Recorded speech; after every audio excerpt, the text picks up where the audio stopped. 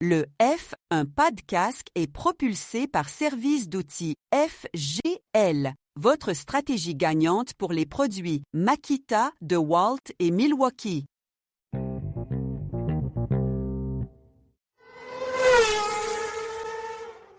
Vendredi 22 mai, mon nom est Martin Simon, Simon avec un C, et il me fait plaisir de vous souhaiter la bienvenue à un autre épisode du F1 Podcast. C'est week-end de Grand Prix à Montréal et aujourd'hui on vous propose votre guide Canada 2026, ce qui signifie qu'au cours des prochaines minutes, vous aurez l'opportunité d'entendre le plus d'informations possible afin que vous puissiez profiter pleinement de votre week-end de course. Et on débute maintenant avec l'actualité dans le monde de la Formule 1. Il est maintenant temps d'aller rejoindre nos collaborateurs. Il est un signaleur membre de l'ASRQ. Il fait plusieurs endroits à travers le Québec et même à travers le monde, parce qu'il va à Miami aussi quand il y a une chance. Vous le connaissez déjà ici au F1 Podcast. Pascal Loyer-Durand, tout frais arrivé du circuit de l'île Notre-Dame, circuit Gilles Villeneuve. Re-bienvenue au F1 Podcast, mon cher Pascal. Yes, salut vous deux. Grosse journée, tu pogné les coups de soleil? Un gros coup de soleil, on va en profiter, parce que je pense que c'est quasiment une des seules journées qu'il y a un gros soleil dans la fin de semaine, parce qu'il annonce de la pluie un peu dimanche. Donc, ouais, gros coup de soleil, des belles rencontres, c'était super. Good, on va parler de ça dans pas long, ça va être bien le fun. Et puis, de l'autre côté avec nous aujourd'hui, ben, il est la voix du lundi. Vous avez la chance de l'entendre avec nous sur les retours dans les week-ends de course. Eh bien, il est l'auteur du livre Villeneuve-Schumacher 1997, le duel qui a marqué une époque. Simon Bachand, c'est le gros week-end de l'année. Ah oui, absolument. Le Super Bowl des amateurs de Formule 1 québécois, c'est en fin de semaine. Avant qu'on se lance là-dedans, triste nouvelle qui est tombée un petit peu avant qu'on commence à enregistrer. Les gens sont habitués, on enregistre le jeudi soir. Ça va nous permettre de sortir l'épisode le plus tôt possible. C'est quasiment invraisemblable pour reprendre les mots que tu dis, Simon, avant qu'on commence à enregistrer. C'est le décès de Carl Busch. Bien sûr que c'est pas un pilote de Formule 1, mais c'est quand même une personnalité très connue dans le monde du sport automobile. Puis en plus, un décès à 41 ans. C'est quand ça arrive pas en piste, en plus. Normalement, à ces âges-là, on se dit, ben, il est arrivé quelque chose, quelqu'un qui risque sa vie comme ça tous les week-ends. Mais non, c'est la maladie qui a frappé Carl Busch. C'est un gars qui a gagné plus que... Je suis pas un grand spécialiste de NASCAR, je veux pas le prétendre l'être, mais un peu plus que 60 victoires. Je pense qu'il est double champion en NASCAR. Si je me trompe, mais c'est François Goulet qui doit saigner des oreilles en ce moment en m'écoutant, de dire, ben non, Martin, il y a plus que ça. Mais je connais quand même le nom. Carl Busch est un nom c'est une renommée dans le sport automobile. Donc, toujours triste de perdre un père de famille en plus, quelqu'un comme ça, à 41 ans. La nouvelle de la journée, je m'attendais, bien sûr, les F1 sont chez nous. C'est un gros week-end de course. Je sais que il y a bien des gens que c'est peut-être la première fois qu'ils vont les écouter parce que on le voit que normalement, lors du Grand Prix du Canada, ben, ça attire des nouveaux auditeurs. Donc, pour les gens qui nous connaissent pas ici au F1 Podcast, on est une plateforme 100% québécoise, une plateforme qui est unique ici au Québec avec ce qu'on fait, avec plus de 60 podcasts par année. Et en plus, on vous offre à tous les vendredis, week-end de course, on met la table, c'est ce qu'on va faire aujourd'hui, en débutant par l'actualité. Puis on vous offre toujours un retour sur les week-ends de course. Ça, c'est des épisodes qui sont disponibles les lundis. Et lorsqu'il n'y a pas de course, lorsque c'est des week-ends plus tranquilles, ben, on offre les formats entre deux courses qui nous permettent d'adresser les sujets de l'heure. Aujourd'hui, on va parler, on va commencer comme à tous les vendredis avec l'actualité. On va faire le tour de table de tout ce qui s'est produit, tout ce qui s'est passé. Question de mettre les gens à jour pour le week-end de Grand Prix. Et la nouvelle du jour, je pensais que c'était Christian Horner qui s'est trouvé un nouvel emploi. Je pensais que ça allait être ça. Mais finalement, il y a quelque chose qui est venu battre ça à saveur locale. Ça va bien avec le Grand Prix du Canada. Et c'est le grand retour de Gino Rosato. Gino Rosato qui ne sera pas en rouge. On l'a déjà vu avec un passage chez Lotus. Ben, il est plus connu parce que il y a une grande histoire, bien sûr. C'est un gars d'ici, c'est un Montréalais. Et avait eu un petit passage chez Lotus, bien sûr, mais 3 décennies à peu près en Formule 1 avec Ferrari. Donc, ça va faire bizarre de le voir avec les couleurs de sa nouvelle écurie, c'est-à-dire Red Bull, à titre de consultant avec l'écurie. C'est un rôle qu'on a déjà entendu, consultant chez Red Bull. Ça nous rappelle un peu ce que Helmut Marko, sauf que c'est pas le même genre de CV. Gino Rosato, c'est pas Helmut Marko, c'est un autre type d'expérience qu'il peut emmener à l'écurie. Mais la première chose que ça m'a fait penser, moi, quand j'ai entendu ça, c'est les Verstappen. Pour moi, ça rentre dans la veine de campagne de séduction. C'est un des elle a pas beaucoup d'amis. Jos Verstappen, le père de Max, mais en tout cas, c'est un ami à Jos. C'est un gars qui a énormément de respect pour Max. Donc, je trouve que ça rentre un peu là, dans la campagne séduction pour garder les services de notre quadruple champion du monde, pilote néerlandais, Max Verstappen. As-tu pensé à la même chose que moi, Simon? Ah, absolument. Tout à fait. Et là, tout le monde, en plus, c'est pas que Red Bull, mais aussi la Formule 1, tu sais, en tant que telle, la FOM et la FIA font des efforts pour garder Verstappen, pour le garder heureux, en espérant qu'il soit sur la grille l'année prochaine.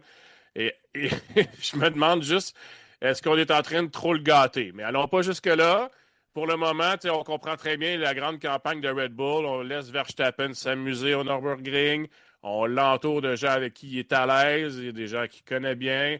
Donc, il lui donne des arguments pour rester chez Red Bull. Maintenant, l'argument principal, ça va demeurer les performances en piste puis l'espoir de s'améliorer. Alors, à suivre. Ouais, à suivre certains dans ce dossier-là.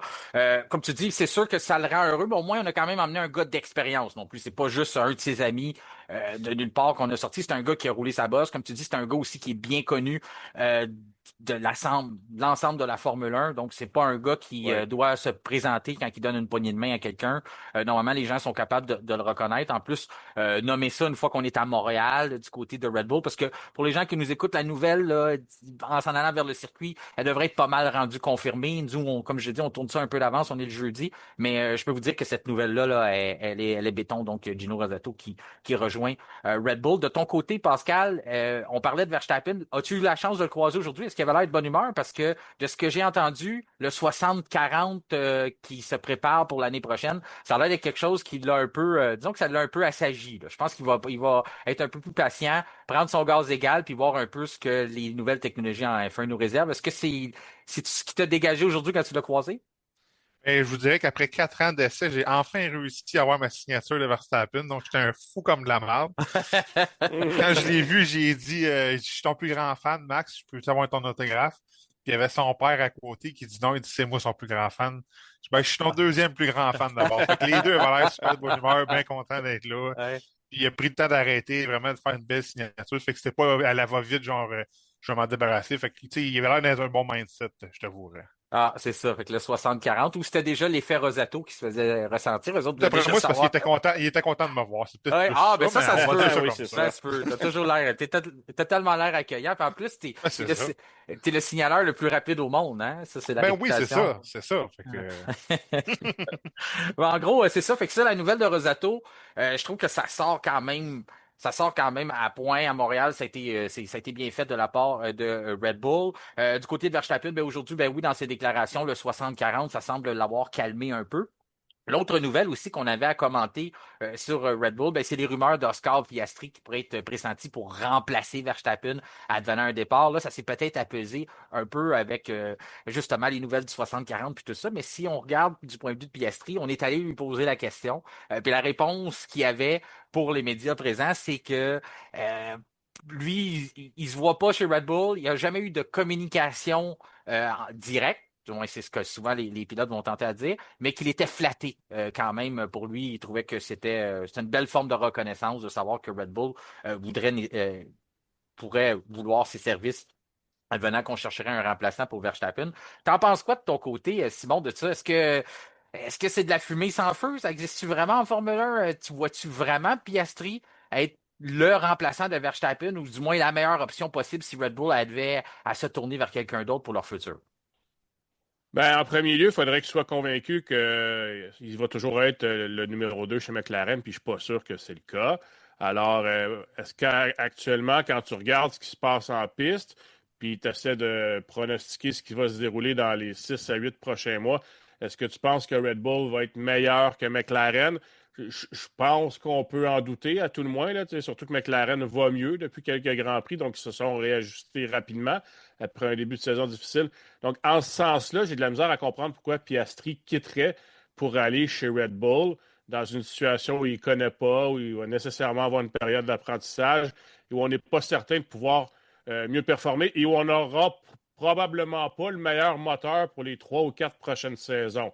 Donc, moi, à sa place, je pense qu'il serait mieux de rester chez McLaren puis d'essayer de faire du mieux qu'il peut puis de battre Norris. Puis je pense qu'on va tous s'entendre qu'il y aurait une très bonne chance de le faire. L'autre option, la meilleure option, dans le fond, pour Piastri, la seule peut-être, ce serait d'aller chez Mercedes si jamais il y a un volant de libre. Mais ça, on n'est pas rendu là. Donc, pour le moment, j'ai de la misère à le croire. Je le comprends de dire qu'il est flatté. C'est la chose à dire. Je vois pas Piastri quitter McLaren pour aller chez Red Bull dans les prochaines années. Moi, ce que je trouve le plus drôle là-dedans, c'est que Oscar Piastri était un pilote de l'écurie de Christian Horner dans le temps qu'il était en Formule 4, si je me rappelle bien, chez Ardennes. Puis on avait jugé bon de ne pas le référer à l'académie, ne pas le signer. Puis là, plus tard, on va tomber dans un encan si jamais il est agent libre pour essayer de surpayer puis aller le chercher puis peut-être être le sauveur. Puis ce ne serait pas les premiers à revenir sur une décision ou à laisser passer un talent puis finalement aller le rechercher. Mais ce serait quand même une belle admission on l'avait, je pense qu'on l'a admis depuis ce temps-là, là, qu'on s'est trompé et qu'on l'a manqué entre les branches, ce fameux Oscar-là. Ils ne sont pas les seuls. On sait qu'Alpine s'en mord sûrement encore les doigts de ne pas avoir fait Oui. les signatures aux bons endroits. Ça, c'est sûr. Mais Simon touche un point de dire identifier le numéro 1 du numéro 2 chez McLaren. Si je vous demande, je vais commencer avec toi, Pascal, si vous aviez à aller là, un peu plus loin et à dire qui est plus sujet à partir en premier, c'est qui l'avenir de McLaren? Puis je sais que c'est pas évident, Pascal, parce qu'il y a la réponse que tu peux donner de tes yeux à toi, mais tu peux aussi te mettre dans la situation chez McLaren puis te dire, est-ce que c'est vraiment ça que Zach Brown voit aussi, que son avenir, c'est pas nécessairement Lando, puis c'est plutôt Oscar Piastri. Est-ce que tu penses que c'est vraiment la vision que McLaren a de leur talent présentement, de leur duo de pilotes? Ben, si je me prends les yeux, comme tu dis, à À M. Zach Brown? Brown, à Zach Brown, d'après moi, son avenir est encore avec Norris parce que Norris, il a vraiment pris de zéro, puis il a construit avec une coupe d'années avec lui. Fait que, d'après moi, il mise encore à 100% entre Norris et Piastri. Il est avec Norris, à mon avis. C'est-tu le bon choix? Ben, il a démontré des belles choses en fin de saison l'année dernière. Cette année, jusqu'à date, c'est dur à dire. On s'entend que Scar a fait des belles choses aussi quand ils ont été capables de prendre le départ, parce qu'on est quand même juste à 5 courses. Ça paraît beaucoup, mais c'est pas tant que ça pareil. Moi, pour l'instant, je resterai encore avec Norris, honnêtement. Là. Ah ouais, pour toi, Norris est toujours l'avenir de McLaren. Il en a Ben, fait assez là, avec le championnat l'année dernière. ben, comme je te dis, par rapport à Zach Brown, après moi, Ouais. il miserait sur. Si j'aurais une mise à faire, ça serait sur Norris. Moi, c'est la raison pour que je pose la question, c'est que je suis pas convaincu. Moi, dans mon livre à moi, c'est sûr que c'est Piastri. Mais je suis pas convaincu que c'est exactement comme ça qu'on voit la situation chez McLaren aussi. Ben, c'est ça. C'est ça. Moi aussi, j'irais personnellement avec Piastri Mais parce que l'avenir est là pour moi. Mhm. Mais si on regarde les yeux avec tout le temps qui a été mis, l'argent, l'investissement, d'après moi, ils vont vouloir plus garder Norris que Piastri, à mon avis. Ton côté, on n'a Simon? pas le meilleur des deux mondes actuellement chez McLaren, dans le sens où je comprends ce que vous dites, les gars. Ouais. Et tu sais, on l'a dit il y a quelques Grands Prix, on trouvait que Norris était effacé, sauf que depuis ce temps-là, très bon Grand Prix du Japon, très bon Grand Prix de Miami. Des fois, il faut reconnaître qu'il est capable d'élever son niveau. Oh oui, On oh oui. l'a vu. En fait. Puis si jamais ça ne fonctionne pas avec Lando Norris, tu as quelqu'un qui est équivalent au moins. Là, donc, tu as une super belle option de rechange, ce qui n'est pas le cas d'autres écuries. Alors, moi, je trouve que McLaren, en ce moment, a le meilleur des deux mondes, puis je les comprends de travailler très fort pour garder les deux pilotes. Je pense que les deux sont aussi importants l'un que l'autre. Si un jour, un a un moins bon Grand Prix, l'autre prend la relève, puis c'est ça que tu veux dans une équipe. C'est ce Ouais, qui manquait à Red Bull depuis une couple d'années. Exact. exactement. Leur modèle d'affaires, eux autres. Puis tu fais bien aussi, Simon, parce que c'est vrai que je ne pense pas que McLaren cherche absolument à se départir d'un pilote. On va plus loin à dire avant qu'il sera à prendre une décision, puis on ne sait jamais comment le dossier va évoluer aussi si on continue à se Moi, je vais aller discuter. plus loin, les gars. Je Ouais. pense que si jamais Max Verstappen démontrait un intérêt pour aller chez McLaren, je suis même pas sûr qu'il serait si intéressé que ça. Alors Non. que toutes les autres écuries le prendraient. Là, Ouais. je sais que c'est peut-être gros ce que je vais dire, mais je Non, mais pense je que pense chez que Zach McLaren, Brown, on a vraiment misé ouais. ces deux qu'on a. Ouais, Zach moi Brown aussi, l'a je- déjà dit. Je comprends que il y aurait comme pas le choix de le dire, mais je veux dire, disons il cache mieux son jeu que Toto Wolff, là, tu comprends? Ouais. que sur son intérêt Auto envers Wall ne Max. cache pas son jeu. Il ne cache pas Exact. mieux, il fait juste pas le cacher. Il veut l'avoir, c'est ça. Fait que c'est pas comme ça. Je parlais de Christian Horner, justement, qui avait décidé de ne pas signer Piastri alors qu'il l'avait dans son écurie de Formule 4. Mais c'est lui que je pensais qu'il allait retenir le plus l'attention aujourd'hui. La nouvelle est tombée qu'il s'est trouvé un nouvel emploi. C'est pas en Formule 1, sauf que il a réglé un gros dossier. Parce que dans le fond, il vient de s'associer comme consultant une entreprise de placement, une entreprise qui s'appelle Oakley. C'est une compagnie qui est britannique, mais ça n'a pas rapport avec les lunettes. C'est le premier lien qu'on a fait, là, les lunettes Oakley. Ça s'appelle Oakley Capital. Mais de ce que je vois, en tout cas, peut-être qu'on a des investissements à certains endroits, mais le nom n'est pas par rapport à l'industrie, à la compagnie de lunettes qu'on connaît. Ce que ça démontre, en gros, pourquoi il s'associe à une compagnie, c'est pas parce qu'il veut devenir banquier. C'est qu'on veut, dans le fond, ce qu'on veut faire, c'est qu'on a un portefeuille qu'on veut investir dans le sport, dans la visibilité médiatique. Dans le fond, ce portefeuille-là, il peut être orienté un peu partout. On se doute bien qu'on n'a pas décidé d'acquérir les services de Christian Horner parce qu'on veut se payer une équipe de ringuettes, là. Je pense que on veut regarder pour quelque chose qui a rapport dans le sport automobile, puis c'est un pas vers là. C'est un nouveau modèle d'affaires quand on regarde les entreprises qui ont investi. Justement, le propriétaire de la F1, Liberty Media, qui est une compagnie d'investissement le même type. Il y a Redbird aussi Capital, qui est pas mal dans ce domaine-là aussi, d'acquérir des équipes sportives, que ce soit dans le monde du sport automobile ou que ce soit dans le baseball, le hockey, ainsi de suite. Puis tu as Auto Capital, étrangement, qui est Auto Capital ont 24% des parts de l'écurie Alpine. C'est justement ce qui serait présentement en vente, qui serait proposé à qui le veut bien. On entend les rumeurs avec Mercedes qui font rager Zach Brown d'avoir l'idée de dire peut-être qu'une autre écurie pourrait avoir deux places sur la grille, 2 votes lorsqu'on a des réunions. Donc, ça serait un peu le cauchemar. Mais je me demande si on demandait à Zach Brown qu'est-ce qui est mieux, avoir Christian Horner ou avoir Mercedes qui a 2 écuries comme Red Bull. J'ai l'impression qu'il choisirait Christian Horner parce qu'il commence à s'en ennuyer. Donc, ça, c'est ça que ça donne. Ça donne que Auto Capitals, qui est en partie propriétaire d'Alpine, qui voudrait se départir de ses propriétés, ben, pourrait être acquis par une autre compagnie de placement qui achèterait ces parts-là. Donc, pour résumer la nouvelle du jour, c'est que Christian Horner ne veut plus juste rentrer en F1, c'est plus juste un rêve. Il y a maintenant un portefeuille pour lui donner accès à ce rêve-là. Est-ce que tu as la même lecture que moi, Simon, sur ce dossier-là? Ben, je pense qu'il se donne des arguments, en tout cas, pour retourner dans les paddocks. Sauf que ce qu'on disait beaucoup l'année dernière, puis même en début de saison, c'est qu'il y aurait des conditions à ce que Christian Horner retourne dans les paddocks, c'est-à-dire qu'il va être plus que le grand patron d'une écurie, il veut à peu près pas répondre à un CA. Alors, dans une position comme celle qu'il a acceptée aujourd'hui, en tout cas ce qui est annoncé aujourd'hui, il répond quand même à des gens en haut de lui. Je ne sais pas dans quelle mesure il y aurait une certaine liberté. Mais en tout cas, là, je franchis plusieurs étapes. Il n'est pas encore rendu à travailler pour une équipe. C'est loin d'être fait. Donc, il est en compétition à quelque part avec Toto Wolff encore. C'est ce que je comprends. Pour aller chercher les parts chez Alpine, à moins qu'il y ait une autre opportunité qui s'offre ailleurs que Horner voit. C'est-à-dire que là, je sais que ce que j'ai vu cette semaine, ce que je vais vous dire, c'est pas crédible parce qu'il y a des sites qui inventent plein de choses. Mais j'ai lu là, que Racing Bull allait être mise en vente à la suite des pressions de McLaren. Je pense que ce ne sera pas les pressions de McLaren qui vont faire en sorte que que Racing Bull va être mise en vente. Mais à un moment donné, on devra peut-être en arriver là, comme on a déjà discuté. Et à ce moment-là, qui serait mieux placé pour aller chercher cette écurie-là que Christian Horner? Ah, j'aime beaucoup le lien.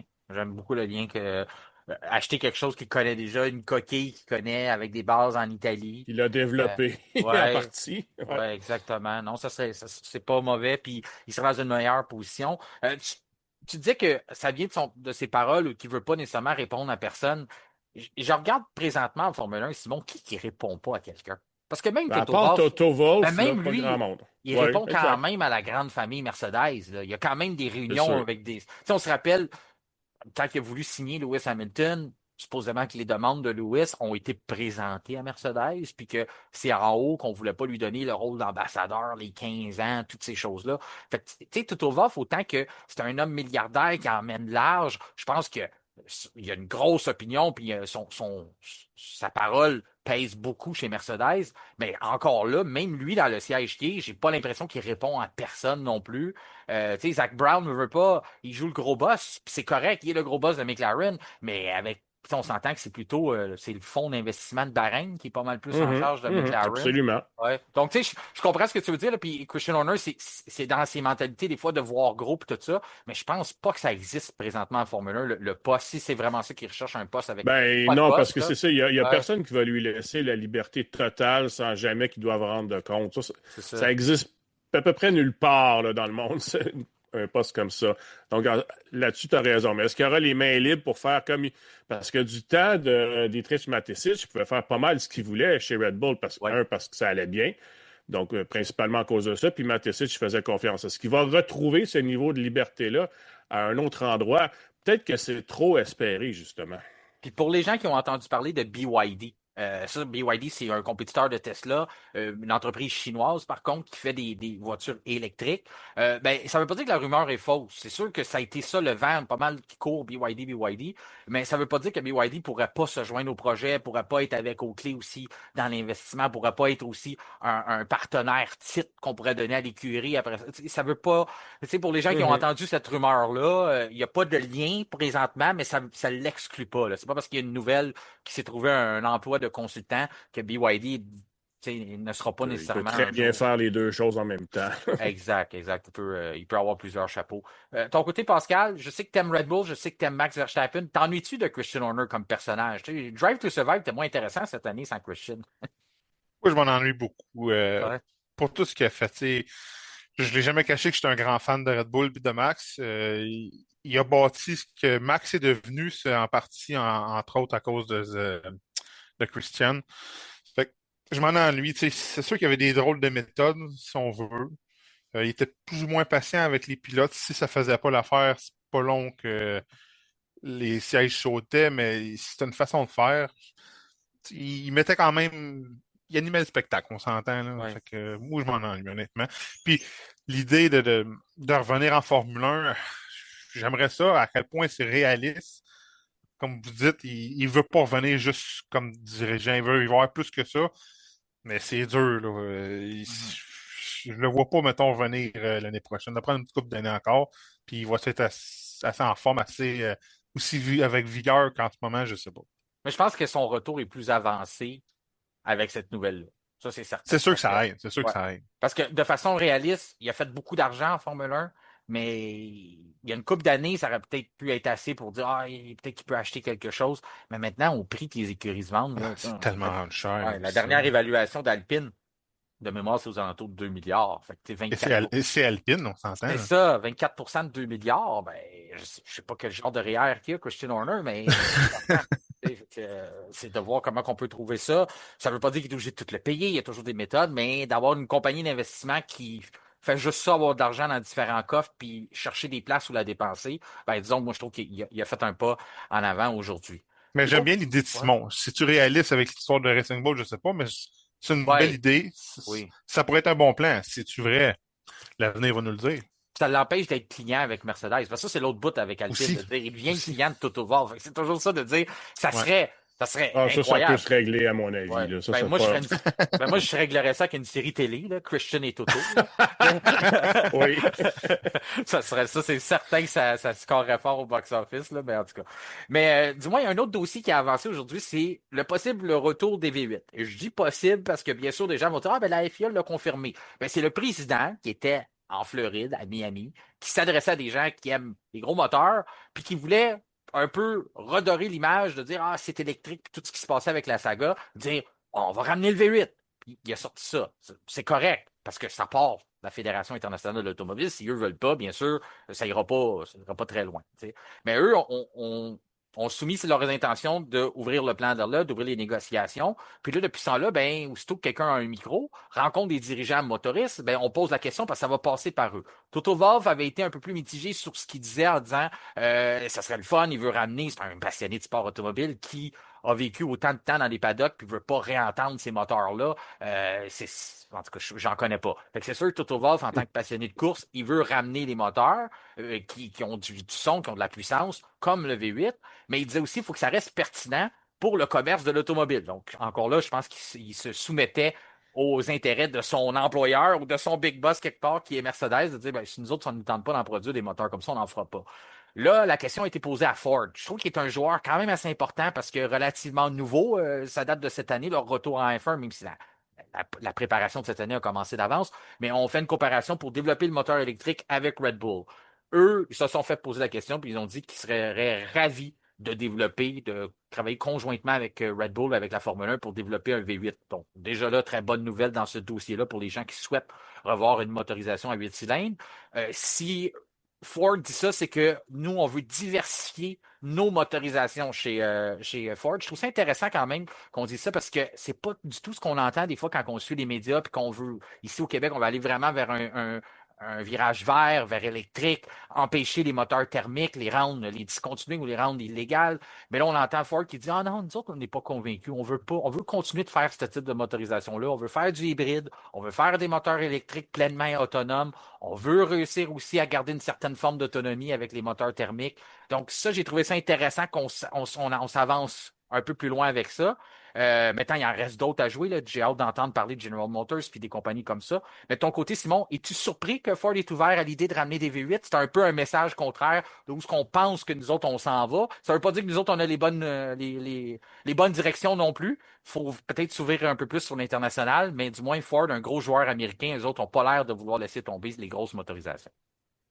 Ben, pour ton point, pour ce qui est des politiques, c'est sûr que tu peux avoir des politiques, mais il va falloir suivre ce que l'industrie fait. À un moment donné, on n'aura pas le choix. Là. Donc, tu sais, il y a eu des politiques ambitieuses pour 2035, puis à mesure que l'industrie va plus lentement dans la direction des batteries, ben, tu sais, à ce moment-là, on va réajuster. Donc, tu sais, à un moment donné, ben beau, là, le gouvernement qui veut se donner des objectifs élevés, mais à un moment donné, il y a la réalité sur le plancher des vaches. Alors, on va suivre ce que l'industrie fait.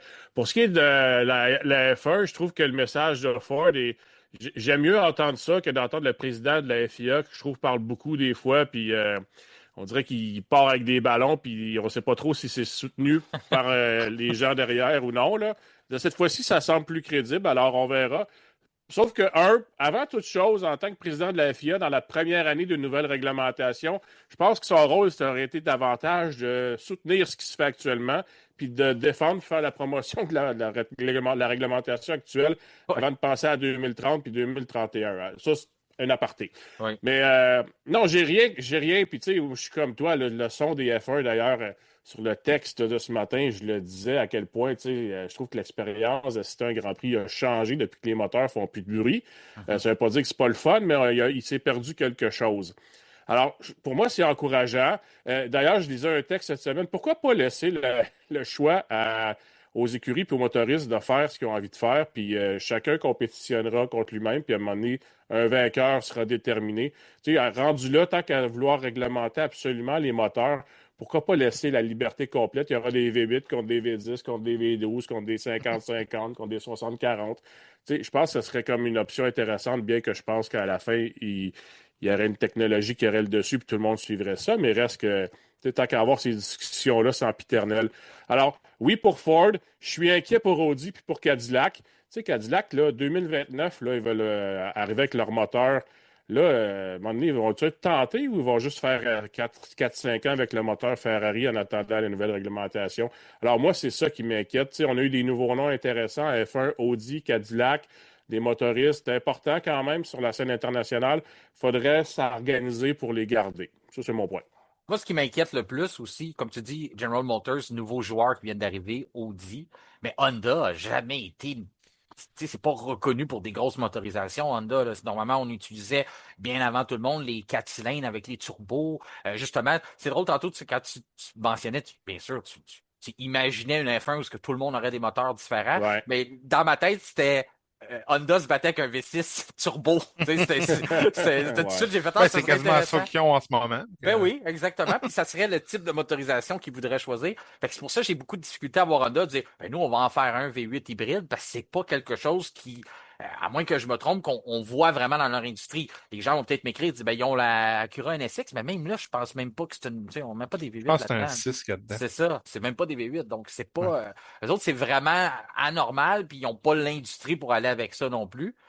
Donc ça me surprendrait. Mais ton côté, Pascal, toi, t'es proche de la piste. T'as ton casque, t'as tes coquilles là, pour le son, tout ça. Toi, je sais que tu veux pas de V8, hein? C'est ça que tu m'as déjà dit, hein, toi? Non, moi, ça me dérange pas. Les V8, V12, V45, ça me dérangerait même pas. C'est sûr que le son, c'est quelque chose qui manque. Ouais. J'ai pas connu le temps des V12. J'étais trop jeune. Même l'ancienne génération avant l'hybride, j'ai pas connu non plus.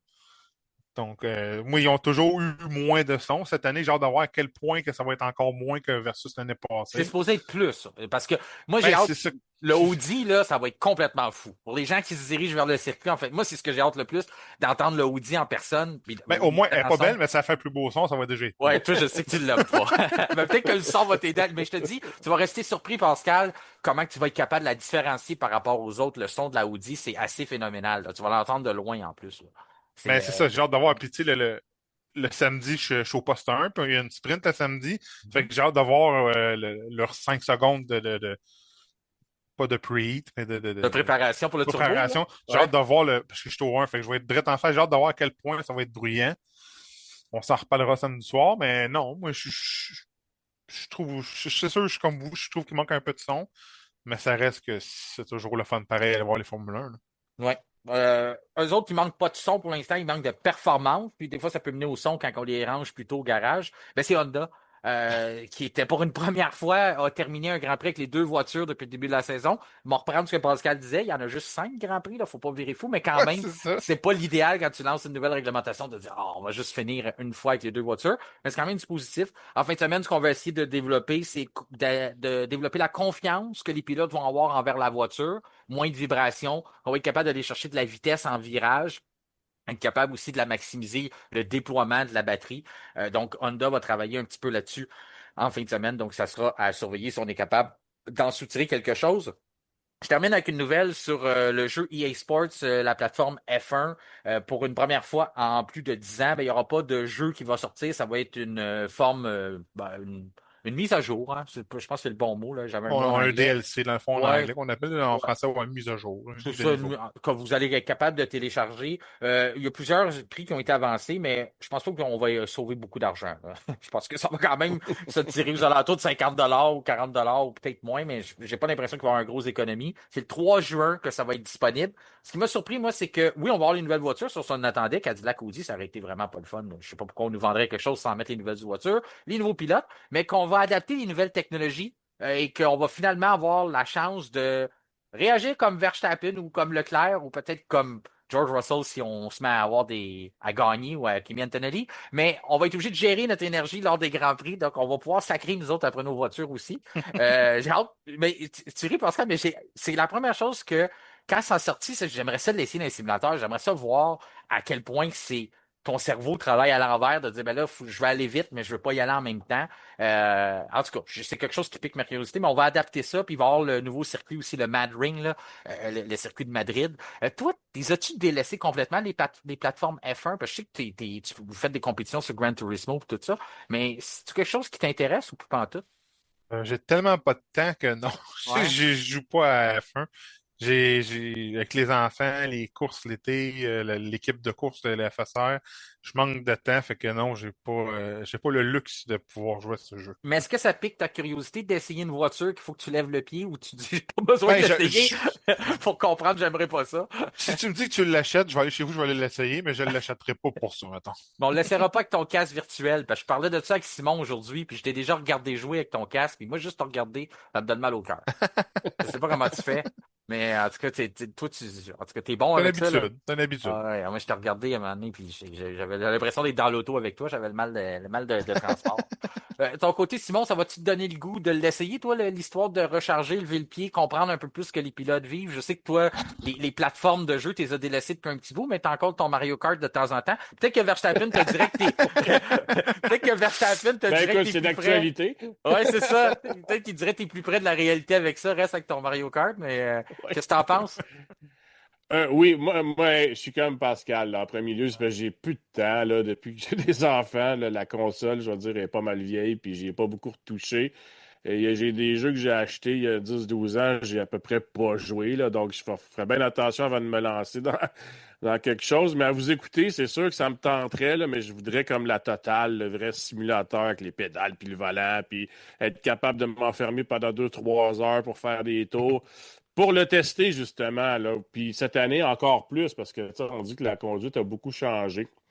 Alors, puis moi, quand j'étais plus jeune, ça fait bien longtemps, là, sur F1 95, des Ouais. fois, je trichais à Hockenheim, tu sais, je passais tout droit des virages, je lâchais le gaz sur le gazon, puis Ouais. après ça, je continuais, tu sais, puis je perdais pas tant de vitesse. Donc, en plus, je pourrais peut-être récupérer de l'énergie, ce serait génial. Mais Hockenheim est plus là. Fait qu'il Non, je le sais, faudrait que tu ils ont trouves changé. d'autres circuits à court-circuiter.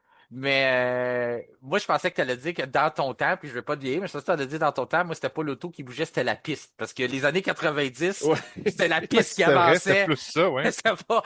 Puis moi, je suis pas comme je te dis, je l'ai vécu ça aussi sur les premiers Nintendo, que la voiture, fallait juste, c'est la piste qui venait à toi et c'est pas toi qui avançais Ouais, c'est Rad sur le Race. site. Mais je vais vous dire une affaire à Monaco, là, F1 98, j'étais pourri. Là. J'avais la Ah misère ouais. à faire un tour sans accrocher Moi, je vous quelqu'un dirais ou pas mal frapper tout le un monde à mur. Monaco a de la misère. Fait que Moi, je vais vous faire un aveu. Peut-être que les gens voudront plus écouter mon podcast, mais j'enlève Monaco dans la saison. Maintenant, on peut l'enlever, là, on peut décocher. Il est toujours décoché. Un jour, j'aimerais ça. Tu sais, dans Gran Turismo, tu as des périodes d'adaptation sur des circuits. Tu as comme des cours que tu fais des secteurs. J'aimerais ça que la F1 fasse ça. c'est Fasse ça. secteur par secteur, puis vraiment maîtriser le circuit de Monaco. Mais avec les grosses voitures que les F1 ont pour vrai, ça va être, on va dire, c'est pas moi qui est pas bon à Monaco, c'est la piste qui est pas assez large. Ben, c'est ça, c'est ça. C'est ça le vrai problème. Sur cette menterie, on va passer à la journée de vendredi parce qu'on a vraiment hâte. Puis là, les gens qui nous écoutent ben, sont en train de se diriger vers le circuit. Donc, on va parler de ça. On va parler de notre super week-end de course qui nous attend. On s'en va. On commence ça tout de suite.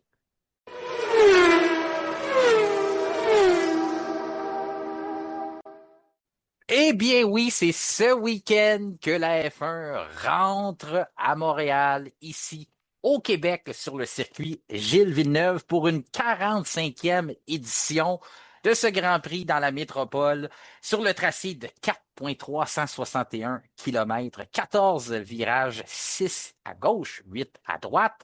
On peut atteindre des vitesses, du moins on pouvait avant, ça reste à voir si on pourra le faire en fin de semaine, des vitesses de 342 km à l'heure.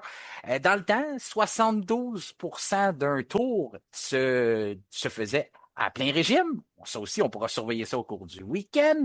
Le samedi, ça sera 23 tours à compléter pour l'épreuve sprint et 70 tours dimanche.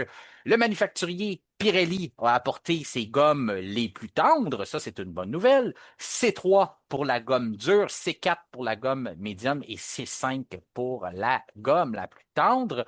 C'est une bonne nouvelle, mais ça risque fort de travailler pour aller sur encore une stratégie à un seul arrêt. Du moins, depuis le début de la saison, à moins que je me trompe, je pense qu'on a eu ça à tous les Grands Prix. Et là, la seule chose qui pourrait peut-être donner une balle courbe, c'est si la pluie se mettait de la partie, parce que quand on parle de Montréal, ben, il faut toujours qu'il y ait de la pluie, n'est-ce pas, Pascal? Oui, Sinon, tout le temps. Ou de la grêle. c'est ça. Tu as un uniforme fait pour la pluie, il faut que tu t'en serves. Et puis, Ouais. reste à voir. T'as pas l'air d'accord? Non. Il y a pas mal, il a pas mal servi dans les dernières années, ton suit, hein, c'est ça? C'est ça. En tout cas, je me rappelle, c'est l'année d'avant hein, que tu étais pris quasiment d'une tornade, tu m'avais appelé. Ouais. Avec Complètement. la grêle, le vendredi de la grêle, il avait fermé le métro, puis c'était l'apocalypse à Montréal, ça n'avait pas de sens. Ben oui, moi, je m'étais fait dire que je pouvais pas aller au circuit à cause que Ouais. c'était fermé. C'était pas drôle, ça. Non, ça a failli nous coûter le Grand Prix, mais là, on est dans une autre étape, on est rendu ailleurs. On a un Grand Prix au mois de mai. Ça, je pense que c'est ce qui est le plus particulier. Il y en a des sprints, on a de la Formule 2, on a de la F1 Academy. Pour les gens là, qui se dirigent justement sur le circuit, qui nous écoutent présentement, eh bien, ça commence à 9h. 9h avec l'Académie qui avait volé le spectacle l'année dernière. Après ça, à 10h05, c'est suivi d'essais libres, premier essai libre des Formules 2.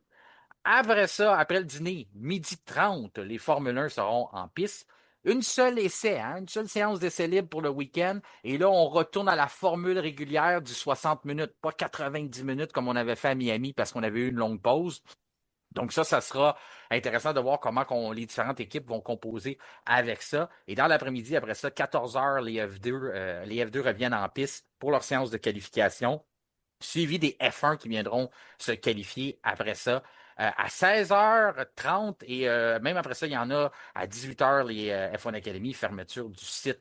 À 8h, les gens vont peut-être se diriger justement aller voir Matt Lang et Simple Plan pour la journée du vendredi. Tout ce que je viens de nommer là, Pascal, il était déjà au courant parce que lui, ça fait des semaines, quasiment un mois qu'il regarde l'horaire et qu'il fantasme sur ces journées qui s'en viennent. Ben, moi, j'ai bien aimé ton ouverture du site à 9h ou quelque chose du genre. Je me sens, ça fait longtemps que je suis là, moi, à cette heure-là.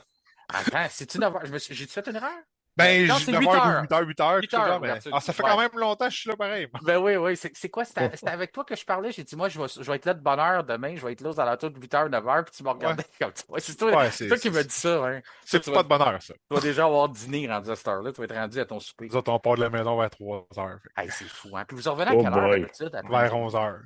Oh, fait que du 3 à 11, 3 jours de suite. Ben, pas 3 jours, parce que les meetings, si tu veux, demain, les meetings, c'est à 6h, après ça, c'est 6h30, après ça, c'est 8h.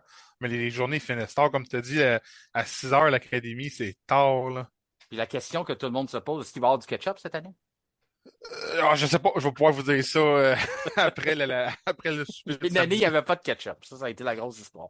Euh, ton côté, Simon, l'horaire, comme je dis, Pascal, il la connaît bien. Ce que je viens de donner là comme journée du vendredi, là, c'est intéressant pour des passionnés de course automobile, puis de voir des séries compétitives. Rien contre les Ferrari Challenge, puis les Porsche, que je trouve quand même intéressantes, les Porsche, ou même les F1600 que notre ami JC a déjà gagné le Grand Prix là-bas. Mais quand tu regardes ça, là, on vient de rehausser vraiment l'offre. Là. Il va y avoir quelque chose à se mettre sous la dent déjà dès demain. Là. Dès aujourd'hui. Ben Les gens qui oui. nous écoutent. Ouais.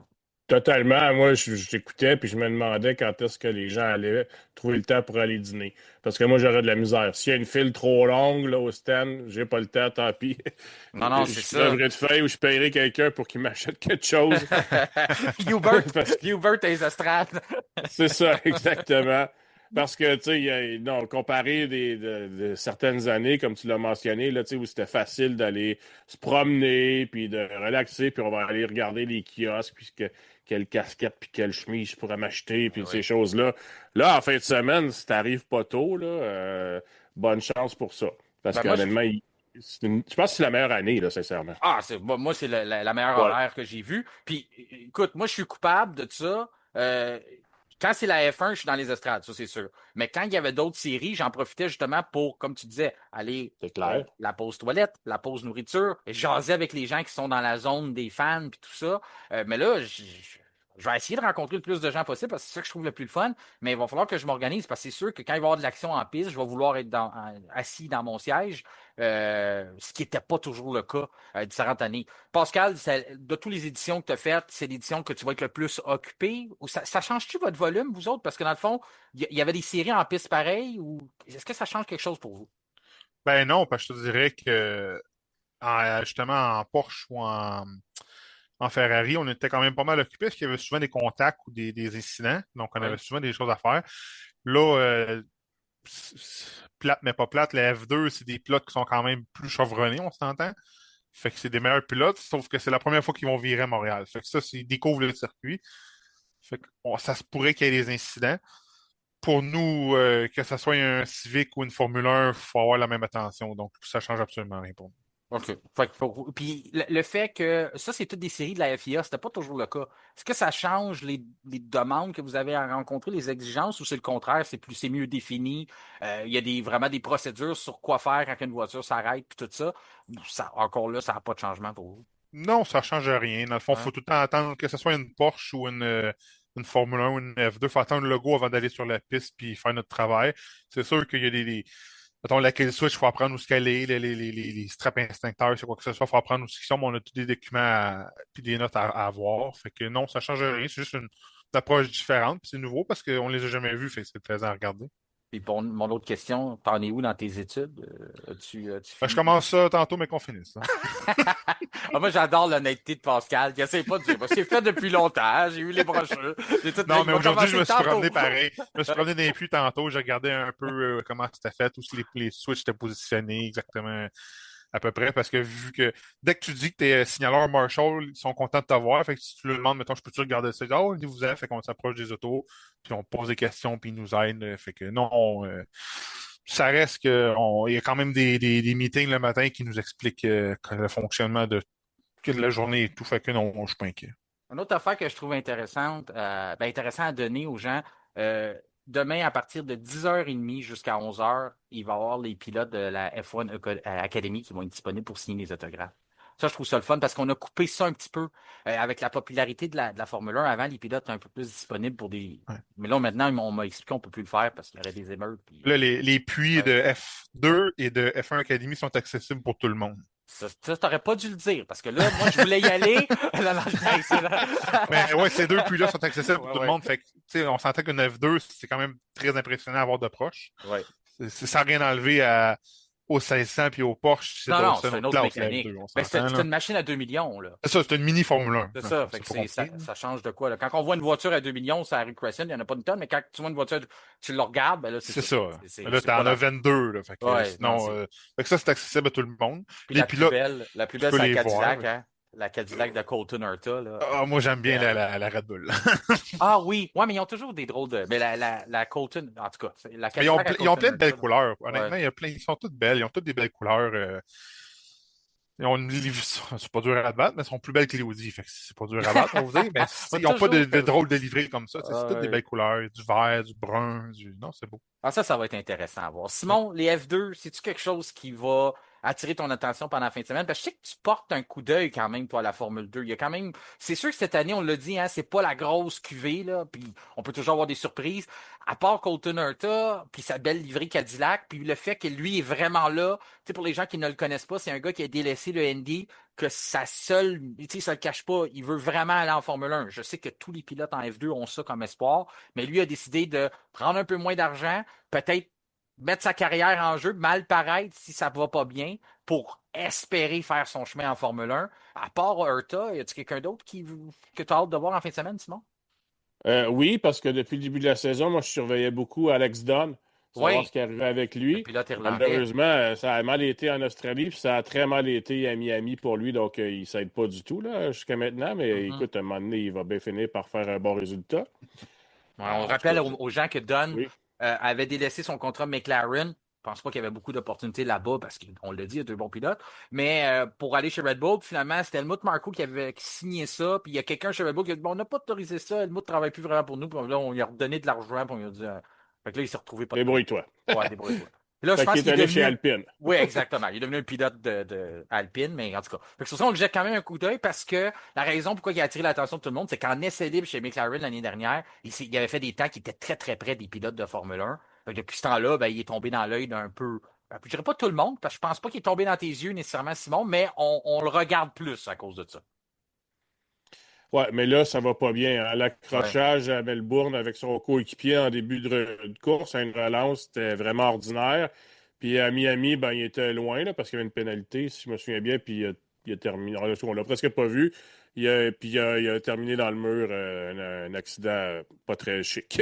Ouais, Alors, c'est ça. bon, il a à se reprendre. Sinon, il y a Dino Boganovic, excusez-moi si je l'ai manqué, Oui, qui, lui, justement, était excitant en fin de course à Miami. Alors, ça suit, mais j'ai juste pas l'impression qu'on va voir un pilote de F2 en Formule 1 l'année prochaine. Donc, tu sais, je veux pas non plus faire miroiter aux gens qu'il y a une future star de la F1 actuellement en F2, mais ça reste quand même la meilleure formule.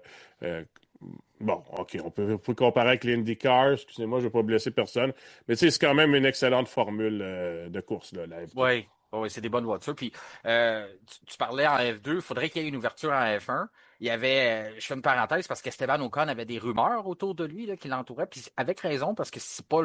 Il y a eu des moments quand même difficiles versus son coéquipier recru l'année dernière. Puis là, fait que là, finalement, il y avait des rumeurs autour de lui. Puis là, aujourd'hui, il en a profité pour clarifier ça, que, en tout cas, supposément que pour lui, c'est n'importe quoi ce qu'on dit. Mais les rumeurs, c'était qu'il se ferait remplacer dans les prochaines semaines, peut-être par un gars comme Jack Doohan ou Ryo Ouais. Hirakawa, là, qui, dans le fond, qui est un pilote japonais qui pourrait être poussé. Je veux pas juste faire le lien avec le directeur de l'écurie, mais qui pourrait être poussé par Toyota aussi. Mais en tout cas, c'est juste comme ça, mais Mais comme tu mentionnais, faut qu'il y ait une ouverture en F1 si on veut qu'un pilote d'F2 veuille monter, puis il faut qu'un pilote d'F2 aussi l'impressionne pour tasser quelqu'un d'en haut. c'est ça. Ouais. Sauf peut-être, puis tu parlais de Colton Herta, tu sais, si, mettons, Cadillac se dit, OK, notre deuxième saison, faut avoir un coup de marketing. Tu peux quand même décider de laisser la chance à Colton Herta s'il y a des bons Ouais. résultats, s'il est moindrement convaincant, puis tasser un des deux pilotes qui est là actuellement. Alors, moi, je n'exclus pas du tout ce scénario-là. Ça pourrait se développer en cours de saison. Donc, Colton Herta aussi à suivre, mais lui aussi, depuis le début de la saison, là, il est pas mal effacé. Excuse-moi, je ris parce que je regarde les résultats de Cadillac depuis le début de l'année et je me dis, tu pourrais même avoir Logan Sargent, ça ne changera pas grand-chose. C'est pas mal. De là, l'importance pour un marché américain d'avoir Ouais, un Américain, tu sais, c'est encore ça. plus. Parce que Ça paraîtrait bien. Oui, ça paraît très bien. Oui, ben, c'était la vocation de l'écurie au début. C'est de même qu'on la vendait, là, qu'on était supposé même d'avoir 2 pilotes américains. Peut-être qu'on avait prévu que quand on arriverait là, à ce projet-là, ben, il y aurait des pilotes américains. Malheureusement, il n'y en avait pas. Il n'y en a pas de disponibles vraiment qui font le travail. Fait que, en tout cas, des améliorations techniques pour le week-end. Désolé, j'ai tapé des mains en disant ça, si vous l'avez entendu. Je ne sais pas pourquoi j'ai fait ça. C'était pas très radiophonique, mais en tout cas. Oui, la trajectoire technique, on regarde ça avec nos amis de service d'outils FGL qui tiennent leur grande vente sous la tente, justement, la journée de jeudi et vendredi de cette semaine. Donc, ça se termine aujourd'hui à 4 heures, donc de 8 heures à 4 heures. Il y a des hot dogs, il y a des outils, les représentants des plus grandes marques Makita de Walt sont là. Ça me fait de la peine de manquer ça pour aller à F1. J'aime beaucoup la F1, mais j'aime ça aussi aller voir mes amis de chez Service d'outils FGL. Donc, allez-y à ma place, les gens qui nous écoutent. Allez les encourager, profitez aussi de rabais et de gratuité et de concours sur place chez nos amis de Service d'outils FGL à Laval. Donc, trajectoire technique, on regarde ça à chaque week-end de course, c'est les évolutions apportées par les différentes écuries.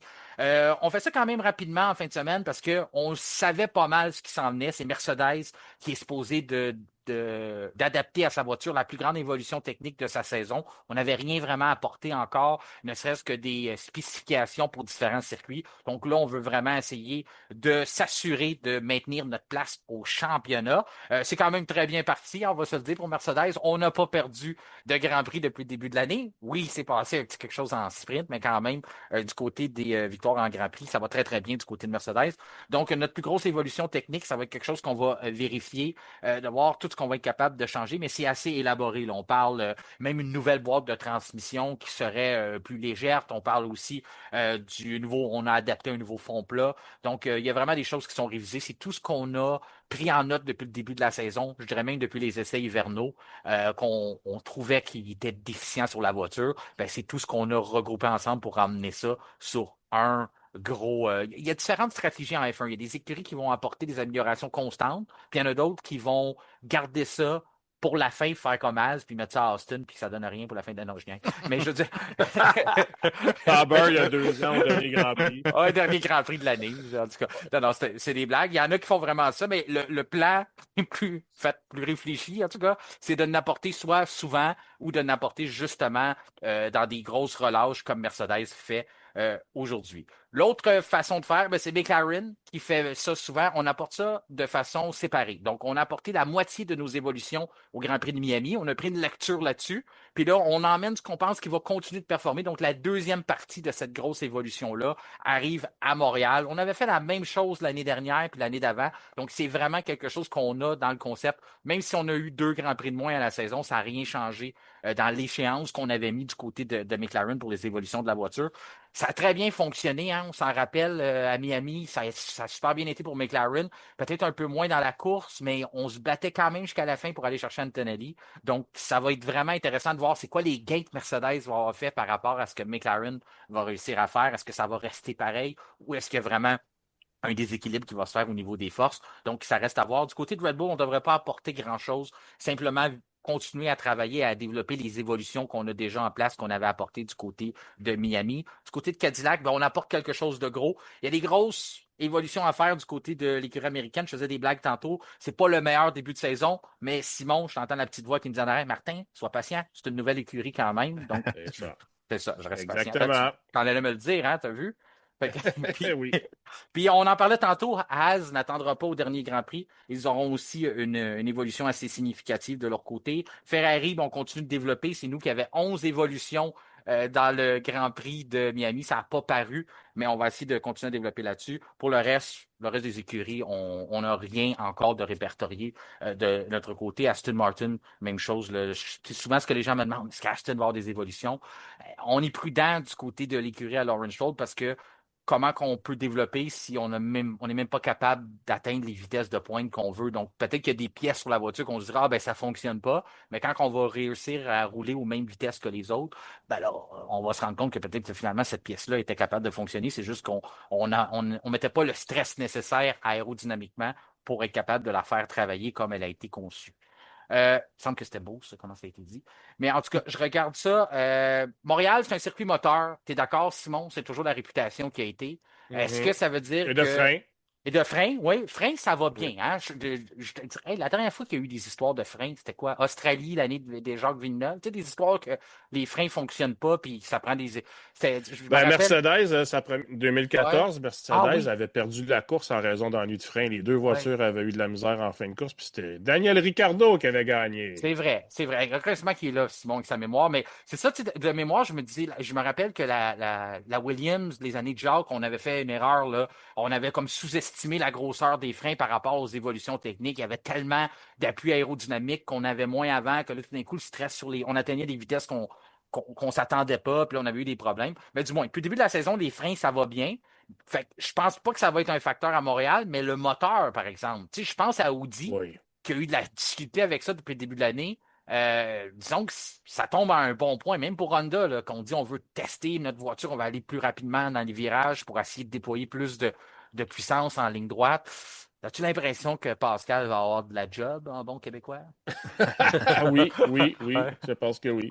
ouais, hein, ça risque d'être ses grosses Quand tu années. dis Honda veut aller plus vite dans les virages, je me demande bien dans lequel, là, à Montréal, Oui, sincèrement. Ouais, parce qu'il moi n'y a, aussi. pas grand virage à haute vitesse à Montréal. Fait que... Non, moi aussi, ça m'a fait rire quand on a dit ça, mais ce que j'ai compris qu'on voulait dire, c'est qu'on veut qu'on attaque avec plus d'agressivité, plus de confiance. Tu sais. Ben ça veut dire qu'ils vont attaquer les freins là, à Montréal. C'est plus ça que tu vas attaquer avec plus de confiance. Mais je comprends, tu fais bien de le dire. Mais déployer notre énergie en fin de ligne droite ou dans la ligne droite, si on le fait trop, ça aussi, ça peut finir qu'on termine pas la course puis on termine même pas la sprint. J'ai hâte de voir où les pilotes vont dépasser, Oui, hein? outre les lignes droites, là, évidemment, mais dans quel virage, tu sais, parce que ces dernières années, c'est souvent dans le Sénat. Auparavant, c'était beaucoup dans l'épingle du pont Jacques-Cartier. Moi, j'ai comme l'impression que dans la partie nord du circuit, là, on pourrait avoir des surprises à cet endroit-là. Il pourrait y avoir plus de dépassements qu'habituellement. Mais au virage 7, d'après moi, ça peut être plus invitant. Virage 7-8, ça peut être de quoi qui serait invitant à dépasser. Pas 7, excuse-moi, 8-9. Ben, moi, où est-ce que je vais être? À la sortie Où du est-ce que pont tu vas des être? îles. En C'est ça, dessous du exactement. pont de l'île, là. Ouais, Exactement, oui. ouais. Oui. Parce que là, il y a un bon freinage, puis c'est pas tout le monde. Tu sais, peut-être qu'il y en a qui vont décider de faire un freinage plus prononcé pour recharger. Puis il y en a peut-être d'autres qui vont avoir la Ouais. stratégie de dire non, il faut que tu fonces, tu sais, de le prendre. C'est pas vraiment de dire, c'est pas, tu sais, de l'attaquer de front, puis de dire on va maximiser. Il y en a qui vont euh, peut-être vouloir se garder de la batterie pour on va dire une mini ligne droite, là, du 9 Mhm. jusqu'au 10 à ouais, l'épingle pour se donner une recharger là. chance. Ouais, c'est ce que je me dis. Je sais pas, on va voir cette semaine. Moi, ce que je trouve le plus intéressant, puis on ne l'a pas mentionné souvent depuis le début de l'année, on sait que c'est là, mais j'ai l'impression que Montréal, ouais, Monaco, ça ne change rien, mais j'ai l'impression que le fait que les voitures sont plus petites, j'ai que Montréal, ça va bénéficier de ça, le spectacle. De revoir, tu sais, les S de Senna, maintenant, on ne voit plus grand-chose. Les voitures, ils n'ont pas le choix de se ranger une en arrière de l'autre. Des fois, ils sont deux de large pour faire la séquence, mais il n'y a pas vraiment d'attaque, là. Est-ce que je suis seul à avoir l'impression que Montréal est peut-être le premier circuit où ce qu'on va vraiment pouvoir dire, hey, ça a changé quelque chose que les voitures sont un peu plus petites? Je commence avec toi, Simon. Ben, je pense que ça a changé des choses depuis le début de la saison, en Chine particulièrement. Mais oui, j'adhère à ce que tu dis. Puis moi, j'espère voir, par exemple, tu parles du Sénat, une voiture qui est dans la fin du S, là, virage 2, tu sais, qui se place à l'extérieur, puis qui à la fin profite de la relance pour aller passer avant le 3 puis le 4. Tu sais, j'aimerais ça voir des choses comme ça qu'on voit plus effectivement en F1. L'épingle, là, l'épingle est celle du pont Jacques-Cartier, beaucoup moins de dépassements depuis quelques années là, alors qu'avant, c'était un endroit fétiche pour dépasser des voitures. Alors, je souhaite qu'on retrouve ça, puis le fait que les voitures soient plus petites, effectivement, je pense que ça peut juste aider. Est-ce que ça va aider suffisamment? Ben là, ça, il faut attendre à dimanche. Mais dans les formules, la F2 puis la F1 Academy, je suis sûr que oui. Oui, ben c'est ça, ça va être le bon avant-goût. Ah Mais oui. j'ai l'impression que ça pourrait. Avant, on n'essayait pas parce que la porte, elle va s'ouvrir et elle va se fermer tellement vite. Mais là, j'ai l'impression qu'il y en a que ça pourrait être plus invitant de dire, je vais, justement, comme tu dis, je vais mettre ma voiture à l'intérieur ou je vais essayer l'extérieur, je vais me positionner parce que je pense que je peux me faufiler. Pascal, as-tu l'impression qu'on va voir plus des voitures 2 de large, en espérant 3 de large, qu'on a vu depuis que tu fais tes week-ends au circuit Gilles Villeneuve? Je pense que oui. Les voitures sont pas énormément plus petites, mais sont assez peut-être plus petites pour aider le spectacle. Moi, ce que j'ai hâte d'avoir, c'est où ce que les pilotes vont essayer de recharger pour bénéficier le plus possible. versus les autres où ils le feront pas, c'est là que ça va donner on va les appeler les dépassements artificiels, comme depuis le début de l'année, mais j'ai hâte de Ouais. voir aussi qu'ils vont jouer avec ça. Et dans la ligne droite, je ne sais pas s'ils vont avoir assez pour se rendre jusqu'au bout sans faire du clipping. C'est ça, j'ai hâte Ah, de voir. j'ai de la misère, là. Je pense qu'ils vont en Je manquer, pense, là. je Ah, ils pense vont en qu'il va en manquer. manquer un peu, moi Ah aussi. oui, Oui. oui, oui. Ben là, c'est là Ouais. qu'on va voir si les ajustements qu'on a faits à Miami, mais le fait qu'on a voulu continuer travailler pour du 60-40, c'est qu'on sait des données qu'on a accumulées. Je suis persuadé qu'on sait qu'on n'a pas Ah, tout c'est sûr que ça va aider, mais solutionné. d'après moi, il Ouais. va en manquer un petit peu. Ou Ouais. s'il en manque pas, si on est chanceux, ça va être après qu'il va en manquer au départ. Parce que le freinage, oui, c'est un gros freinage. Il va être capable d'essayer de recharger pour l'autre petite ligne droite avant le 1. Je sais pas. Moi, c'est ce que je trouve dommage, Pascal. C'est, j'espère que ça sera pas au 31, mais je le souhaite pas aux autres, là. Mais quand quelqu'un va réaliser que les billets sont à un endroit où ce que tout le monde lève le pied pour recharger. Ouais. Ça va être triste. Pour un gradin qui est positionné, parce que, tu sais, ça va arriver, là. Il y a un endroit Ah, où ce c'est sûr que, que ça va arriver. c'est ça. Puis normalement, au début du week-end, vendredi, je le répète parce que c'est important. Une seule séance d'essai libre, puis et seulement d'une heure, pas 90 minutes. Donc, avec toutes les évolutions, puis trouver exactement c'est où. Je sais que les gens vont dire, ah ben, ils ont déjà fait le travail sur les simulateurs, oui, mais regardez à Miami, ils avaient tous fait leur travail, ces simulateurs, puis il y a juste McLaren qui avait compris exactement c'était où le meilleur point de recharge, puis il a fallu que les autres équipes s'adaptent, puis finalement tout le monde le fait. Mais à un moment donné, il y a une place à Montréal où que tout le monde va comprendre c'est où que tu dois le faire, puis c'est où c'est le plus payant. Puis là, ça va devenir vraiment dommage pour les gens qui sont dans cette position-là. Peut-être que ça va se faire aussi à un endroit où il n'y a pas de gradin, mais c'est vraiment tous des secteurs Si j'essaie de névralgiques. penser, Ouais. mettons aussi que ça pourrait, peut-être avant un 7, avant un 6-7, Ouais. tu as le 3-4, après ça, tu as une petite courbe à droite, le 5, après ça, tu as le 6-7, qui est l'estrade familiale. Je me trompe pas, Ouais. peut-être que là, ça pourrait se faire. Ou est-ce que toi, tu vas être assis peut-être aussi Mhm. Moi, avant? Je sais pas. en tout cas, moi, je vais être déçu si je vois ça parce que c'est un endroit pour vrai, le 31. Pour les gens qui n'ont jamais été, c'est un endroit qui est vraiment le fun de voir la F1 qui arrive à pleine vitesse, qui freine très prononcé pour se lancer dans la chicane puis essayer de gérer le plus. Là, on dirait que je suis en train d'écrire un tour de Verstappen la fois qu'il est allé chercher son tour de qualif, qui a égalisé Russell, mais ça ressemble à ça, là.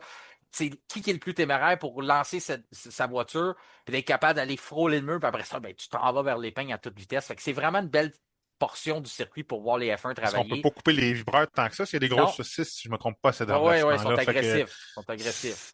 C'est je me ça. rappelle d'une année en course, je me rappelle plus qui, si je me trompe pas, c'était Yuki qui l'avait échappé, Oui, puis qui avait il y a deux failli ans. se faire ramasser, puis Ouais. je me rappelle plus qui l'avait évité à la dernière seconde, là, mais il y a de l'action qui se passe là, pareil. Là. C'est Ouais, une puis c'est belle place. puis les gens qui arrivent de bonne heure le vendredi, c'est là que vous allez prendre. Normalement, c'est là que vous allez voir les pilotes bloquer une roue, Ouais, aller un peu trop loin, bloquer. Puis tu aller sais, dans le gazon. c'est ça. Fait que, puis on parlait tantôt des stratégies à un arrêt, là, le fait qu'on a resurfacé tout le circuit dans les dernières années. C'est ce qui a motivé Pirelli à amener les gommes les plus tendres. Ça a changé beaucoup, là. Avant, c'était Ça, puis la température aussi, à mon ouais, avis, hein, c'est exact. pas très chaud. Hein. Non, c'est ça. Puis, tu sais, on veut vraiment. Puis, le fait aussi qu'on va avoir d'autres séries cette année, ça risque d'aider un peu les voitures de F1 à aller un peu plus vite, même si c'est pas toutes des pneus qui sont directement pareils, mais c'est quand même des gommes Pirelli, des gommes de la Mhm. FIA. Donc, ça risque quand même peut-être d'aider les voitures à aller plus vite, puis de voir la piste avoir une évolution plus rapide dans le week-end, là. Disons, on l'espère parce que vendredi, ça va déjà être des qualifications. Simon, on a sorti une statistique dans les dernières semaines sur F1 Podcast, puis c'était les vitesses de pointe à Miami. Puis depuis tantôt, Mhm. tu sais, on parle de la grande ligne droite qui nous inquiète, où ce que les voitures vont recharger, puis tout ça. Puis je regardais, Ferrari était parmi les pires vitesses de pointe avec Cadillac. Cadillac, bien sûr, qui a un moteur Ferrari aussi. Mais 345 km/h à Miami versus 350 pour Mercedes. Quand même 5 km/h de différence. Tu regardes que le secteur 3 du circuit Gilles Villeneuve est entièrement composé de lignes droites pratiquement, à part la Ouais. chicane mur des champions. C'est inquiétant quand tu regardes ça. Si on n'a pas réussi à régler, parce que c'est un problème relié à la traînée, donc dans le fond, on n'est pas assez efficace quand il vient temps de percer le vent. On a une résistance à l'air, puis ça, on va essayer d'éliminer ça. Mais si Ferrari ne gère pas ce problème-là, on peut quasiment les compter battus avant même que ça commence. Et Lewis Hamilton a déjà pratiquement dit en ce Ouais. jeudi, il a dit avec les problèmes de vitesse de pointe qu'on a, il n'y a pas de gros espoir de succès en fin de semaine. Donc, je pense qu'il faut adhérer à ce que tu as dit. Effectivement, il y a trop de longues lignes droites. Le circuit Jules Villeneuve, c'est un circuit de ligne droite puis de freinage. Donc, si tu n'es pas proche ou le meilleur avec la vitesse de pointe. Tu te nuis le prix. beaucoup dans la dernière partie du circuit. Donc, oui, je pense que Ferrari, en fin de semaine, à moins d'une surprise, malheureusement, on ne peut pas compter sur les deux voitures rouges pour l'emporter. Mais bon, Leclerc, il trouve souvent le moyen de nous surprendre. C'est pas un problème relié au moteur Ferrari, parce qu'on l'a vu, Haas avait la même vitesse de pointe que Mercedes. Ouais. Donc, tu sais, du côté de Haas, on apporte des améliorations qui sont pas majeures, je le disais, là, mais dans le fond, on veut travailler sur la stabilité puis la prévisibilité de notre voiture. Fait que ça, ce que ça l'envoie comme message, normalement, c'est que on pense qu'on a quelque chose de bon entre les mains. On veut pas trop toucher parce qu'on veut pas tout enlever ce qu'on a, puis on veut juste construire là-dessus. Donc ça nous montre qu'on a des données qui sont quand même intéressantes de ce qu'on est capable de soutirer. Puis ça en est une qui attire l'attention de dire, ben, vitesse de pointe, relativement pareil à Mercedes. Ça veut dire que on concède beaucoup de vitesse en virage, pas nécessairement beaucoup d'appui aérodynamique, mais qu'on n'a pas nécessairement de problème relié à la traînée, puis que c'est pas un problème du moteur Ferrari qui est pas capable de donner un régime très très fort et d'aller chercher des grosses vitesses de pointe. Parce qu'on va dire le Cadillac, on peut pas se baser sur les données qu'ils nous ont données, mais quand même, Haas, on voit qu'elle était quand même capable d'aller chercher des bons chiffres. Ton côté, Pascal, es-tu pas mal là-dedans que Ferrari, pas trop d'espoir en fin de semaine si on n'a pas réglé ce problème de traînée-là? Puis 11 améliorations la fin de semaine, le week-end dernier de course. Là, on n'en a pas d'autres. On va essayer de développer là-dessus. Donc, il faut trouver une solution à ce problème-là à l'interne avec ce qu'on a. Pour toi, là, est-ce que l'action Ferrari est en hausse pour un week-end à Montréal? Pas en haut, surtout comme tu as dit, avec les améliorations comme Miami qui n'a pas porté fruit. D'après moi, il se fiait là-dessus pour se donner un petit coussin pour Montréal. Là, ça n'a encore pas marché à Miami. Fait que là, il arrive déjà ici avec une prise, si on veut. Fait que je sais pas s'ils vont réussir à trouver un petit miracle. Je sais pas s'ils amènent la Macarena Wing en fin de semaine, si c'était pour le restant de l'année qu'ils l'avaient. Ben, Euh, la propriété numéro un de la Macarena Wing, c'est l'aileron 180 degrés, là, c'est de réduire la traînée. Donc, ça serait mal vu de dire on de l'emmène pas la pas. mettre, mais c'est ça, Ouais. là. Sauf qu'on avait peur dans des grandes lignes droites à certains endroits, comme en Chine, qu'on ne savait pas la fiabilité de cet aileron-là. Donc, c'est vrai que tu as raison de mentionner ça. C'est quelque chose qu'on a besoin si on se fie à la trajectoire technique qu'on voulait prendre avec cet aileron-là. Mais si on ne l'utilise pas, ben, ça cache autre chose. Mais ça pourrait aussi être un facteur qui vient diminuer les chances de performance de la Scuderia en fin de semaine. Je veux qu'on prenne le temps. Ben, c'est notre commanditaire Sauna Viking, des spécialistes dans le domaine du sauna sur mesure intérieur-extérieur. Ils sont à Laval. Vous pouvez prendre un rendez-vous dès maintenant avec une entreprise québécoise qui vous aidera dans la réalisation de vos projets. Pour certains, c'est un rêve d'avoir ça, de recréer l'ambiance spa à la maison. Ben, eux, ils ont les experts pour vous aider comme à l'intérieur ou à l'extérieur, dépendamment de l'endroit que vous avez. On fait appel à la nostalgie, Simon, puis qui d'autre mieux pour nous servir notre nostalgie que notre ami Simon Bachand. On demande dans je me souviens, circuit Gilles Villeneuve, votre meilleur souvenir du Grand Prix du Canada. Moi, j'en ai un. Je sais que tu en as un qui ressemble au mien, mais tu l'as vécu différemment. Mais si tu redressais un petit peu rapidement quelques moments intéressants de l'histoire du Grand Prix du Canada, on peut commencer avec 78, même si on en a parlé beaucoup. Mais bien sûr, on ne peut pas passer sous silence Gilles Villeneuve parce que le circuit, encore aujourd'hui, porte son nom. Non, tout à fait. Puis justement, je lisais sur les commentaires Facebook là, sur la page du F1 Podcast qu'il y a beaucoup de gens qui ont répondu qu'ils étaient là et que ils se souviennent. Pour eux, c'est un souvenir cher. Là, tu sais. En Ouais. fait, très chanceux d'avoir été là. Mon père et ma mère étaient là. Mon Mon père, père lui, me aussi. parlait de Gilles. Ouais. Ma mère me disait qu'on gelait. Fait que- Mais oui, écoutez, là, ça devait être miraculeux là, tu sais, de vivre ça, là, inattendu, inoubliable. Sortez-les les qualificatifs. Donc, 78, c'est sûr que ça pourrait éternellement rester le plus beau souvenir du circuit Gilles Villeneuve, puis ce serait correct. Sauf que moi, je n'étais pas là en 78, alors je suis arrivé un petit peu plus tard. J'hésite vraiment là, à savoir. Il y a plusieurs éditions que j'ai aimées, puis il y en a que je trouve qu'on se souvient moins. Je vais vous parler de celle de 1999, où j'étais dans l'épingle. Et puis, en fait, le début de la course, c'est assez tranquille, là. C'est Schumacher qui mène devant Hakkinen, puis à l'époque, c'était les deux qui se battaient pour le titre mondial. Et donc, tu sais, c'était une course qui se déroule, tu sais, très normalement. Sauf qu'à un moment donné, Schumacher, il est plus là. Alors, on se dit, bon, il est arrêté au puits, puis c'est à peu près à mi-course. Mais là, le réflexe, c'est de regarder à l'écran. Puis à l'époque, je pense qu'il n'y avait pas de téléphone intelligent, donc c'était plus difficile de suivre à la seconde près. Ou de regarder Et sur là, ton on le voit dans Nokia. le mur. Il fallait que tu Grosse regardes sur réaction. ton Nokia dans ce temps-là. Ton gros Nokia. Oui, exact. Puis moi, j'en avais pas de ça. À part Donc, le on jeu, regarde certain, à il n'y avait pas l'écran, puis... grand-chose. Ouais, vas-y, excuse-moi. Non, c'est ça. Et on voit que chez Schumacher, il est dans le mur du Québec, dans le mur des champions. Alors là, grosse réaction, puis là, c'est Hakkinen qui prend la tête, puis bon, il gagne jusqu'à l'arrivée, mais Eddie Irvine avait donné tout un show dans sa bagarre avec David Coulthard. Donc, c'est ça pour moi, là, c'est des souvenirs, on s'en souvient plus tant que ça, de ce Grand Prix-là de 1999, mais pour moi, c'est un des bons. Je pourrais vous parler, j'ai parlé dans le fond, dans le texte, publié ce matin, de 1995, quand Schumacher, encore lui, a été frappé par des problèmes puis arrêté au puits alors qu'il restait 10-12 tours à faire.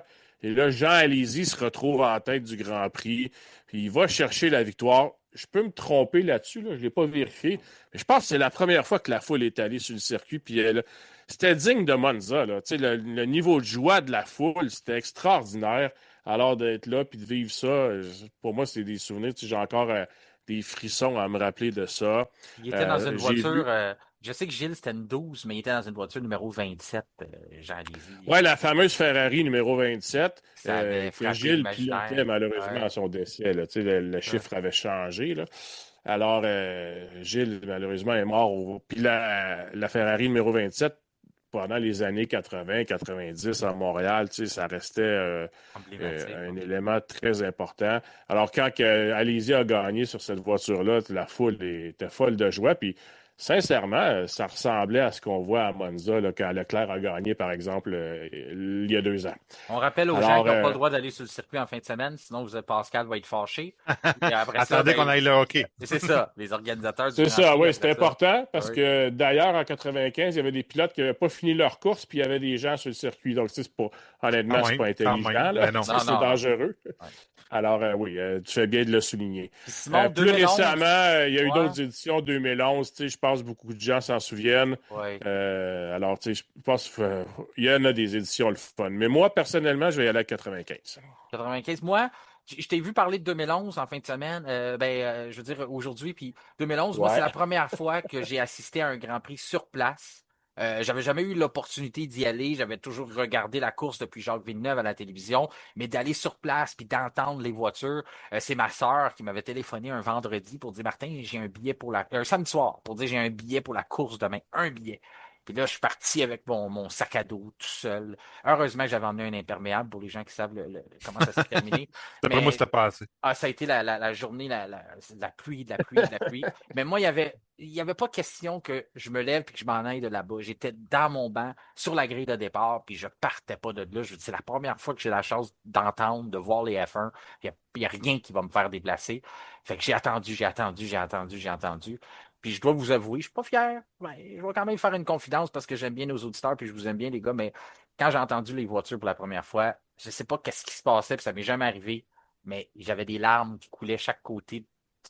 C'était plus fort que moi. C'était pas, je contrôlais pas, ça sortait de mon corps parce que c'était tellement fort les V8 dans le temps. Simon, tu sais de quoi je parle. C'était vraiment, ça venait de chercher à l'intérieur. C'était complètement fou. Pascal, vite, ton meilleur souvenir du Grand Prix, parce qu'il me reste que quelques minutes, puis je vais y aller avec les prédictions. Le 2023, le premier Grand Prix que j'ai fait comme signaleur, le premier vendredi, quand Yuki Tsunoda a freiné devant de moi, à 4 pieds devant de moi, puis il a remis ça au fond. J'en ai eu les frissons, puis j'en reparle, j'ai encore des frissons. Ouais, de vraiment voir les F1 en accélération. Prédiction rapide, Simon, tu peux y aller pour la pole ou pour la victoire. Moi, il n'y a personne qui va prendre le mien, fait que je vais le nommer en premier. J'y vais avec Hülkenberg, voiture numéro 27. Gagne à Montréal, première victoire. Barouette. Il n'y a personne d'autre qui va l'essayer, celle-là. Je l'essaye, OK? Hülkenberg avec une Audi. Vas-y, Simon. Moi, je pense que George Russell a des choses à prouver en fin de semaine. C'est pas une question qu'il n'est pas dans la course au titre, mais il faut qu'il trouve le moyen de battre Antonelli. Là. Alors, ça presse. Et je pense que c'est le bon endroit pour lui et il va le faire. C'est lui qui a le plus à perdre en fin de semaine, je pense. Ça, c'est clair. Ouais. De ton côté, il faut qu'il casse le momentum, Antonelli. De ton côté, Pascal, est-ce que tu y vas avec Hülkenberg? Est-ce que je t'ai inspiré? Je vais prendre Bottas. Moi. Non, pas vrai. Ben Non, là, les gens qui écoutent le podcast la première fois, ils connaissent rien, ces gars-là. c'est ça. Non, c'est sûr que Russell, il aime beaucoup Montréal en plus. Il a tout à fait de bons résultats ici, fait que c'est un bon choix. La pole, je pense pas que ça va être Russell. D'après moi, Verstappen va faire un petit quelque chose pour la qualif. Mhm. Puis la course, ça va être Russell, mais Verstappen sur le podium. J'ai hâte de voir OK. dans l'ADN de la Red Bull si on a corrigé le fait qu'on n'était pas capable d'attaquer les vibreurs. Parce que ça a été le problème à Montréal dans les dernières années. Puis c'est le fait que Verstappen était quand même aspirant à gagner les courses, c'est ça qui est le plus phénoménal. Mais si on a réglé ce problème-là, ça va être une bonne nouvelle, ça va être intéressant de voir. Simon, je te souhaite un excellent week-end de course. Je sais Merci, vous aussi. ça va être exceptionnel, ça va être super le fun. Puis on se parle dimanche. Nous, on enregistre l'épisode de lundi. J'ai déjà Mhm. hâte. J'ai pas hâte parce que le week-end va être fini, mais ça va quand même être le fun. Puis de ton côté, Pascal, sois prudent. On espère te voir à la télévision pour les bonnes raisons. J'espère que tu vas remporter ta course. Puis je te souhaite tout ce que tu veux en fin de semaine. Pour avoir la chance de se voir demain, c'est sûr que je vais venir porter plainte contre toi. Je vais te dire que tu fais pas ton travail comme du C'est monde. bon, ça. Demain, 9.7, dimanche le 1, samedi le 1, puis dimanche le 4. Parfait. Je vais venir te montrer comment on fait ça. Bouger un C'est bon, ça, drapeau, je t'attends. là. OK, salut. Salut les gars, merci encore. Bon Grand Prix, bon week-end de course. Yes, salut à tous. C'est ce qui conclut notre épisode du vendredi 22 mai. Notre prochain rendez-vous sera lundi avec notre retour sur le week-end de course à Montréal. Mais d'ici là, je vous invite à nous rejoindre sur les différents réseaux sociaux, notamment sur Facebook, Instagram ainsi que LinkedIn, à vous nous partager vos différentes anecdotes ou vos souvenirs du week-end. Et bien sûr, à nous rejoindre sur nos chaînes Spotify, YouTube, Amazon Music et appuyer sur la petite cloche question de recevoir une notification lors de la publication des nouveaux épisodes. Mon nom est Martin Simon, Simon avec un C. Je vous remercie de faire confiance au F1 Podcast et je vous souhaite un excellent week-end de course.